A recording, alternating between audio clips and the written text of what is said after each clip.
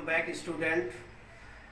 हमारा टॉपिक चल रहा था एडवर्ब की काइंड्स और आज हम सीखेंगे एडवर्ब की काइंड नंबर 5 जो कि है एडवर्ब ऑफ प्लेस, ज़र्फ मकान। चलते हैं इसकी इंट्रोडक्शन की तरफ। देखिए स्टूडेंट, काइंड नंबर 5 एडवर्ब की है एडवर्ब ऑफ प्लेस, ज़र्फ मकान। जैसा कि नाम से ही जाहिर है, प्लेस मतलब ये जगह जाहिर करता है कि कोई सी चीज़ कहाँ किस जगह वाक़ हो रही है। इसकी डेफिनेशन समझ लेते हैं। देखें definition, adverbs which shows place और where an action takes place are called adverb of place. दोबारा देखें, adverb which shows place or where an action take place are called adverb of place। अब इसमें दो चीजें देखें। एडवर्ब विच शोज प्लेस, जो place को जाहिर करता है, जगह को, किस जगह पर कोई एक्शन जो है हो रहा है, कोई काम हो रहा है। वेयर, प्लेस को जगह को जाहिर करता है, और वेयर कहाँ पर हो रहा है, किस जगह कोई एक्शन जो है, कोई काम वाकया हो रहा है, तो एडवर्ब ऑफ प्लेस उसके लिए इस्तेमाल होता है। देख इसकी एग्जांपल देखें, कुछ एग्जांपल एडवर्ब ऑफ प्लेस की। Here, there, everywhere, up, down, under, below, above, around, in, out, inside, outside, etcetera. ये कुछ एग्जाम्पल हैं एडवर्ब ऑफ प्लेस की, और इनका आप देखें यूज, इनका सेंटेंसेस में इनका यूज समझते हैं। नंबर 1 सेंटेंस है, देखें, गोल्ड इज प्रेजेंट एवरीवेयर। सोना जो है हर जगह पर पाया जाता है। अब यहाँ पर देखें, गोल्ड को प्रेजेंट कर रहा है, कौन सा वर्ड है, एवरीवेयर, हर जगह। एवरीवेयर वर्ड यहाँ पर इस सेंटेंस में जो है वो क्या है, एडवर्ब ऑफ प्लेस, ज़र्फ मकान इसको कहते हैं। सेकंड सेंटेंस देखें, he is inside the class, वो क्लास के अंदर है, वो क्लास के अंदर है। इनसाइड, अब यहाँ पे प्लेस जो शो की जा रही है किस जगह पर है, इनसाइड, अंदर। तो यहाँ पे इनसाइड जो है ये एडवर्ब ऑफ प्लेस हो गया। इसी तरह नंबर 3 में देखें, ही हैज़ गॉन आउटसाइड, वो बाहर जा चुका है, वो बाहर गया है। अब वो कहाँ गया है, किस जगह गया है, आउटसाइड, बाहर गया है। अब ये आउटसाइड जो है शो कर रहा है एडवर्ब ऑफ प्लेस को। इसी तरीके से कम इन, देखें एक मुख्तसर सेंटेंस है, कम इन, अंदर आ जाए। अब कम, आओ, कहां पर आओ, किस जगह आ रहे हैं, किस जगह बुलाया जा रहा है, इन, अंदर, कम इन। इन जो है यहाँ पर ये कम वर्ब है, और वर्ब की जो है एडवर्ब करके शो कर रहा है, एडवर्ब ऑफ प्लेस को शो कर रहा है कम के अंदर। इसी तरह स्टैंड, खड़े हो जाएं, देयर, वहां पर। अब देयर जो है प्लेस को जाहिर कर रहा है, कहाँ पर खड़े हो जाए, स्टैंड मीन खड़े हो जाना, और देयर मीन वहां पर। इसी तरह गो बैकवर्ड, वापस पीछे जाओ, गो वर्ब है, और बैकवर्ड जो है प्लेस ऑफ एडवर्ब है, जो हमें बता रहा है कि जाओ, कहाँ पर जाओ, किस जगह, वेयर, बैकवर्ड, पीछे की तरफ। ये थी कुछ इसकी एग्जाम्पल एडवर्ब ऑफ प्लेस की।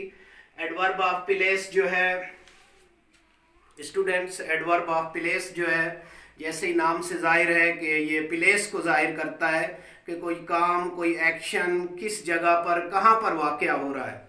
उम्मीद है कि एडवर्ब ऑफ प्लेस जो कि एडवर्ब की 5 काइंड है आपको समझ में आ गई होगी। इसकी डेफिनेशन, इसकी एग्जाम्पल और इसका यूज़ जो है, इसकी थोड़ी स्टूडेंट आप प्रैक्टिस करते रहें, इनका यूज़ कुछ और अपनी तरफ से कुछ मज़ीद सेंटेंसेस इसके बनाएं इनकी एग्जाम्पल के, तो ये सारी पार्ट्स ऑफ स्पीच की तमाम काइंड्स जो हैं आपको इंशाल्लाह अच्छे से याद हो जाएंगी, पक्का हो जाएगा। मिलते हैं काइंड नंबर 6 में।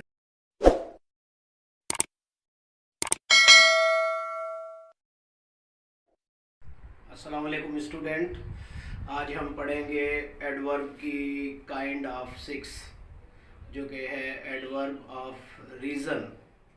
चलते हैं डेफिनेशन की तरफ। देखें, एडवर्ब ऑफ रीज़न या इसको एडवर्ब ऑफ काज भी कहा जाता है, ज़र्फ सबब। एडवर्ब ऑफ रीज़न में जो है एडवर्ब कोई वजह सबब बयान किया जाता है इसमें एग्जाम्पल में, वो आज हम समझते हैं इनका यूज़। और सबसे पहले इसकी डेफिनेशन देखें।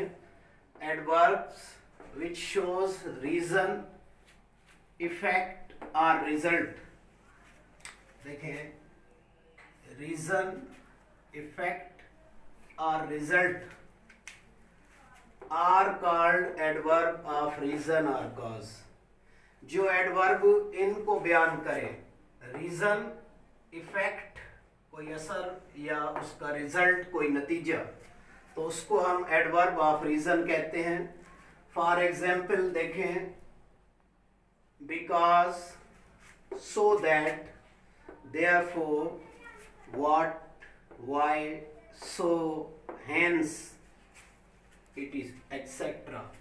यूज इसका समझ लेते हैं। देखें, नंबर 1, ही देयरफॉर लेफ्ट स्कूल, वो इस वजह से स्कूल छोड़ गया। यहाँ पर देयरफॉर जो है, देयरफॉर ये सबब को जाहिर कर रहा है, वजह को जाहिर कर रहा है, तो देयरफॉर जो है एडवर्ब ऑफ रीज़न है। नंबर 2 में देखें, हेंस इट इज प्रूव्ड, अब साबित हो गया है। अब यहाँ पे देखें, हेंस लिहाजा, अब हेंस वर्ड जो है सबब या रीजन को जाहिर कर रहा है। इसी तरह नंबर 3 में देखें, test is difficult so it is impossible to pass it. Test is difficult so it is impossible to pass it.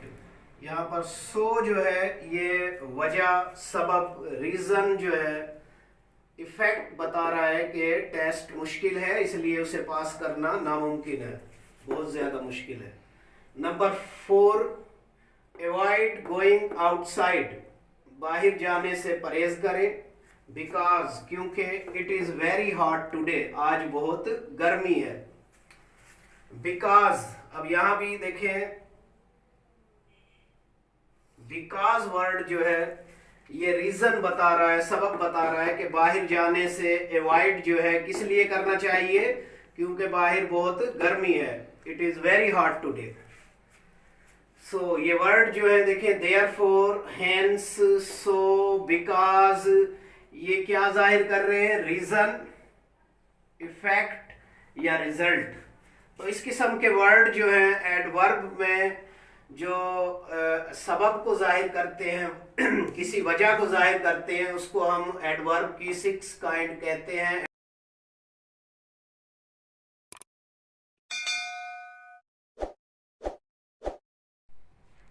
Student, adverb की 7 काइंड, एडवर्ब ऑफ एफर्मेशन या एडवर्ब ऑफ नेगेशन, वो आज सीखते हैं। चलते हैं आज के टॉपिक की तरफ। देखिए स्टूडेंट, नंबर 7 काइंड है एडवर्ब की, kind number 7, adverb of affirmation and negation. सबसे पहले इसकी डेफिनेशन देखें। These adverbs shows belief and disbelief, affirmation and negation. Example student देखें इसकी, surely, indeed, perhaps, certainly, no doubt, not at all, yes, no, truly, probably, etcetera. ये कुछ example हैं जो एफर्मेशन और नेगेशन, एडवर्ब ऑफ एफर्मेशन और negation को जाहिर करते हैं। देखिए इनका यूज समझते हैं, इनका यूजेज देखिए। Number 1, surely he is right, यकीनी तौर पर या यकीनन वो सही है, वो दुरुस्त है। अब ये श्योरली वर्ड जो है किसको जाहिर कर रहा है? ये एडवर्ब ऑफ एफर्मेशन को जाहिर कर रहा है। ठीक है स्टूडेंट। नंबर 2 देखिए, number 2, he will certainly pass the examination, वो यकीनन इम्तिहान में पास हो जाएगा। सर्टेनली, यकीनन। अब यहाँ पे देखें सर्टेनली क्या चीज है? ये बिलीव, यकीन जाहिर किया जा रहा है कि यकीनन वो इम्तिहान में पास हो जाएगा। सर्टेनली जो है ये भी एडवर्ब ऑफ एफर्मेशन और नेगेशन की काइंड है। Number 3, yes he is ill, हाँ वो बीमार है। यस किसको जाहिर कर रहा है? एफर्मेशन को। एफर्मेशन को जो है ये जाहिर करता है यस। इसी तरह नंबर 4 जो है देखें, Indeed Quran is book of truth, बेशक कुरान एक सच्ची किताब है। इंडीड ये भी बिलीफ को जाहिर कर रहा है, बिलीफ। एग्जाम्पल है ये भी एडवर्ब ऑफ एफर्मेशन की। और नंबर 5 देखें, आई do not know the fact, मुझे हकीकत का इल्म नहीं है या मैं हकीकत नहीं जानता। अब इसमें देखें नहीं जानता, do not no, negation, disbelief या नेगेशन को जाहिर करता है। ये बयानिया या इनकारिया, ये एफर्मेशन बयानिया हो जाएगा और नेगेशन जो है इनकारिया। I do not know the fact, do not know इसको नेगेशन को जाहिर कर रहा है कि मैं हकीकत नहीं जानता। उम्मीद है एडवर्ब ऑफ एफर्मेशन और नेगेशन तमाम स्टूडेंट्स को क्लियर हो गया होगा। नेक्स्ट काइंड मिलते हैं नेक्स्ट क्लास में। स्टूडेंट चलते हैं एडवर्ब की काइंड नंबर 8 की तरफ। काइंड नंबर 8 है इंट्रोगेटिव एडवर्ब, ज़र्फ इस्तफाम या सवालिया। ज़र्फ सवालिया या ज़र्फ इस्तफाम कहा जाता है इसको। और इसकी डेफिनेशन देखें, this kind of adverb is used to ask question. Verb की इंट्रोगेटिव जैसे नाम से जाहिर है, वर्ब की ये काइंड जो है सवाल पूछने के लिए, सवाल मालूम करने के लिए इस्तेमाल होती है। एग्जाम्पल देखें, when, why, where, how many, how long, how often, how much, how far, etcetera.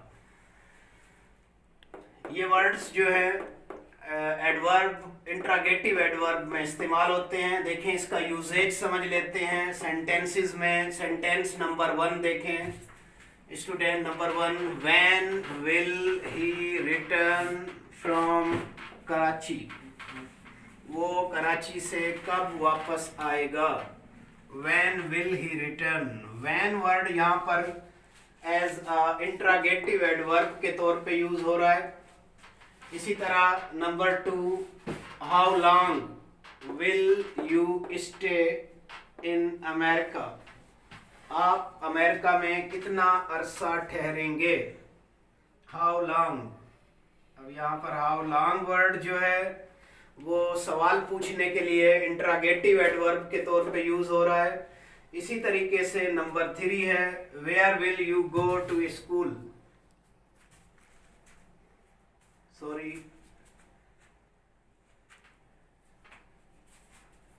To school नहीं होगा,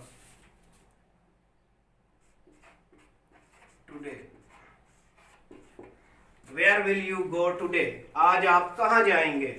अब यहां पर देखें वेयर, वेयर जो है वो इंट्रोगेटिव एडवर्ब के तौर पे वर्ड यूज हो रहा है। इसी तरह नंबर 4 में, how often does he visit you, यहाँ पर हाउ ऑफन कितनी मर्तबा, ये वाला वर्ड जो है एडवर्ब, इंट्रोगेटिव एडवर्ब के तौर पे यूज हो रहा है।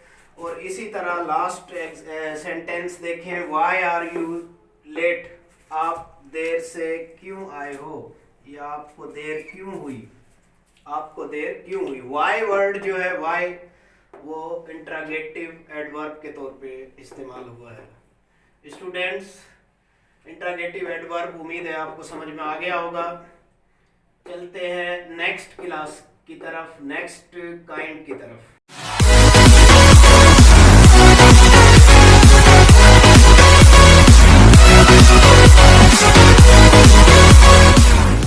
अस्सलाम वालेकुम स्टूडेंट, एडवर्ब की लास्ट काइंड की तरफ आज चलते हैं और समझते हैं एडवर्ब की आखिरी काइंड, एडवर्ब ऑफ मैनर क्या होता है, इसका यूजेज क्या है और इसकी एग्जाम्पल क्या है, समझते हैं।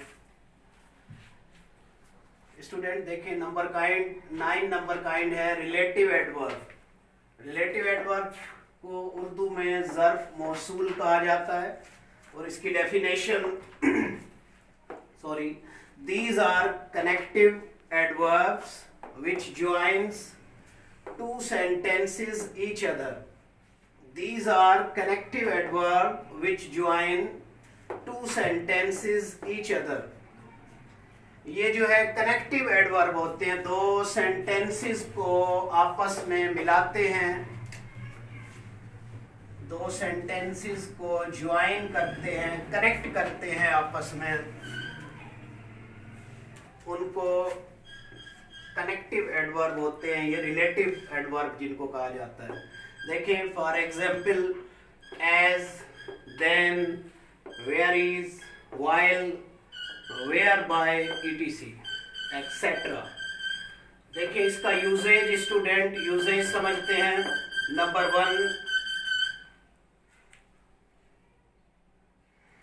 One, that is why I did not take exam. That is why I did not take exam. यही सबब था कि मैंने एग्जाम नहीं दिया, इम्तिहान नहीं दिया। अब यहाँ पर why जो है ये कनेक्टिव एडवर्ब है, कनेक्ट कर रहा है ये दो सेंटेंसेस को और रीजन भी बता रहा है और दोनों को दरमियान में मिला भी रहा है। एज अ कंजंक्शन के तौर पे ये रिलेटिव एडवर्ब यूज हो रहा है। नंबर 2 देखें, tell me when prime minister makes speech. मुझे बताइए कि वजीर आजम कब तकरीर करेगा या करता है। व्हेन, इसमें यहाँ पर देखें कनेक्टिव एडवर्ब जो है दो सेंटेंसेस को मिलाने के लिए व्हेन वर्ड यूज हो रहा है और व्हेन जो है रिलेटिव एडवर्ब है इस सेंटेंस में। Number 3, this is the reason why he committed his crime. यही वजह है कि उसने अपने जुर्म का एतराफ किया। अब ये दो सेंटेंसेस हैं, देखें व्हाई सेंटेंस जो है कनेक्टिव एडवर्ब है, व्हाई वर्ड जो है इन दोनों सेंटेंसेस को यहाँ पे ज्वाइन कर रहा है, कनेक्ट कर रहा है, इसलिए ये एडवर्ब ऑफ रिलेटिव एडवर्ब इसको कहेंगे। नंबर 4 देखें, you do not know where he lives. You do not know where he lives, तुम्हें नहीं मालूम कि वो कहाँ पर रहता है। वेयर ही लिव्स, अब ये देखें स्टूडेंट, ये वेयर जो है या वेयर, वाई, व्हेन, ये इंट्रागेटिव वर्ड नहीं है, ये सवालिया वर्ड नहीं है और यहाँ पे और ये सवालिया इंट्रागेटिव सेंटेंस भी नहीं है। ये जो है कनेक्टिव एडवर्ब के तौर पे ये वर्ड इस्तेमाल हो रहे हैं। जो WH क्वेश्चन वर्ड होते हैं उन्हीं को हम रिलेटिव एडवर्ब के तौर पे भी इस्तेमाल करते हैं, दो सेंटेंसेस को आपस में मिलाने के लिए, उन्हें ज्वाइन करने के लिए, उन्हें कनेक्ट करने के लिए। स्टूडेंट्स, उम्मीद है आपको एडवर्ब की तमाम काइंड समझ में आ गई होंगी। यहाँ पर आकर एडवर्ब की तमाम 9 काइंड्स कंप्लीट हो गई हैं और एडवर्ब का हमारा जो 5th पार्ट्स ऑफ स्पीच था पूरा हो गया है। उम्मीद है आप सबको समझ में आ गया होगा। समझ में कुछ ना आया हो तो कमेंट्स करें। वीडियो अच्छी लग रही है आपको, तमाम स्टूडेंट्स को, तो उसको लाइक कर दें और चैनल को सब्सक्राइब कर लें, बेल आइकन को प्रेस कर दें और वीडियो को शेयर भी कर दें दीगर स्टूडेंट्स के साथ भी। और ज़्यादा से ज़्यादा मेहनत करें, इसको बार बार वॉच करें, वीडियोस को समझने की कोशिश करें और नोट्स बनाएं। उम्मीद है आपका साथ जारी रहेगा और मुझे भी अल्लाह हिम्मत हौसला दे तो मैं इंशाल्लाह नेक्स्ट वीडियोस आपके लिए बनाता रहूँगा, इंग्लिश टॉपिक पर भी और दीगर सब्जेक्ट पर। मिलते हैं नेक्स्ट क्लास में। थैंक्स।